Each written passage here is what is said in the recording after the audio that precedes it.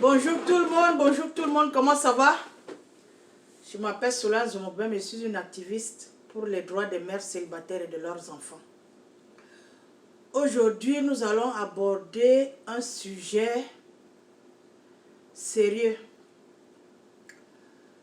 un sujet qui sévit en Afrique, surtout en Afrique. Parce que je vous ai dit, ma chaîne est une chaîne de vérité. Si je peux dénoncer un fléau, je vais le faire sans hésiter, au prix de ma vie. Parce que le monde entier doit savoir ce que le peuple africain fait. Ce que le peuple africain commet comme délit. Le monde entier doit savoir parce que les Africains passent leur temps à pleurnicher. Les Blancs nous ont fait ceci, les Blancs nous ont fait cela. Pourtant, c'est eux-mêmes les instigateurs. Les Blancs n'esclavagisent plus les Africains. Ce sont les Africains qui esclavagisent les Africains. Nous allons aborder le sujet de l'esclavage aujourd'hui. Personnellement, j'ai été esclavagisé aux États-Unis quand je suis arrivé aux États-Unis. C'est une longue histoire. J'ai été esclavagisé pendant 10 mois. Ce n'était pas par les Américains, par les Arabes, par les Nigériens ou par les Sénégalais. J'ai été esclavagisé par les Camerounais, mon propre peuple, mes frères et mes sœurs, mes tontons et mes tatas. Ce sont eux qui m'ont esclavagisé quand je suis arrivé aux États-Unis. J'arrive aux États-Unis, je n'ai personne. Je ne savais pas qu'il y a comment on appelle ça? Des filières, des réseaux d'esclavage en Amérique, perpétrés par les Africains. Je suis témoin de cette histoire. C'est pour cela que j'avais écrit ce livre. Vous voyez Solange Zomobem du fond de mon cœur. Pour dénoncer, vous allez, c'est encore sous forme de manuscrit. C'est encore en forme de manuscrit. Vous allez lire, c'est une histoire de 475 pages. 476 pages. Vous allez lire cette histoire. J'ai été esclavagisé pendant 3 mois à Dallas et pendant 7 mois à Houston par des Camerounais. Dans ce livre, parce que je les expose, dans ce livre, il y a leur nom intégral. C'était 2 couples camerounais qui m'ont esclavagisé. Un à Dallas, l'autre à Houston. Vous serez surpris. Je voudrais dire aux Africains, parce que nous devons éduquer la jeunesse, nous devons prévenir la jeunesse. Je veux dire à la jeunesse africaine, quand vous allez vivre, il faut vous méfier de l'être humain. L'être humain est dangereux plus que les animaux de la forêt. C'est-à-dire, quand tu entres dans la forêt étant armé, si tu croises un être humain, tu croises le lion, je te conseille d'abattre l'être humain. Parce que quand tu vas tirer sur l'être humain, le lion va s'enfuir. Les coups de feu vont l'effrayer, ils vont s'enfuir. Mais si tu abats le lion, l'être humain va t'abattre. Il va abattre le lion, il aura 2 gibiers. L'être humain est l'animal le plus féroce de la planète. Vous devez faire attention à l'homme. L'homme est dangereux. Je l'ai su quand je suis arrivé ici aux États-Unis. Je suis arrivé comme vous, toute naïve, toute jeune, sans savoir que les gens qui étaient autour de moi, ce sont ces gens. Ils étaient là pour me finir, pour m'abattre, pour m'éteindre, parce qu'ils ont vu mon étoile. Mais il y a un Dieu là-haut pour tout le monde. Bref, vous allez lire cette histoire un jour. Vous allez la lire. Même si je ne suis plus là demain, mes enfants vont sortir ce livre. Mon mari va sortir ce livre. Ma grande sœur Aline va sortir ce livre. Mes grands frères, mes frères et sœurs, ils vont le sortir. Afin que nul n'ignore ce que les Africains font aux autres à l'étranger. Oui. Ce qui se passe en Libye, vous avez été fâchés, vous les Africains.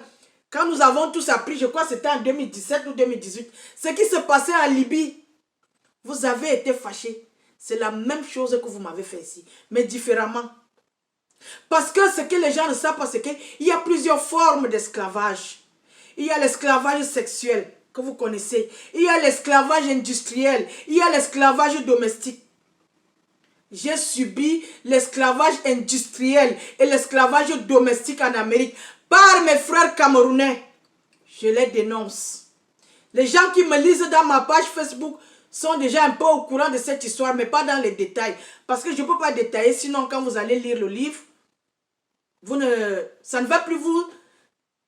Le français me dépasse. Bref.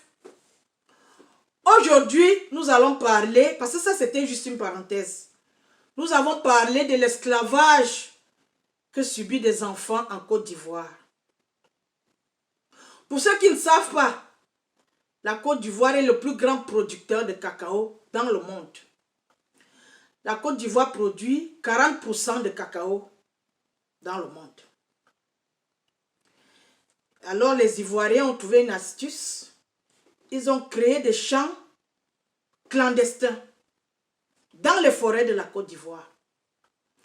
Dans ces champs, ils achètent des esclaves au Burkina Faso. Parce que les esclaves qui travaillent dans ces champs, ce sont les enfants du Burkina Faso. Ces enfants sont achetés à 200 000 francs CFA. 200 000 francs CFA. 300 €. L'achat d'un esclave pour les champs de cacao en Côte d'Ivoire. Nous allons détailler cette histoire dans les jours à venir. Un Ivoirien s'est attaqué à ma famille. Je crois il y a 1 ou 2 mois.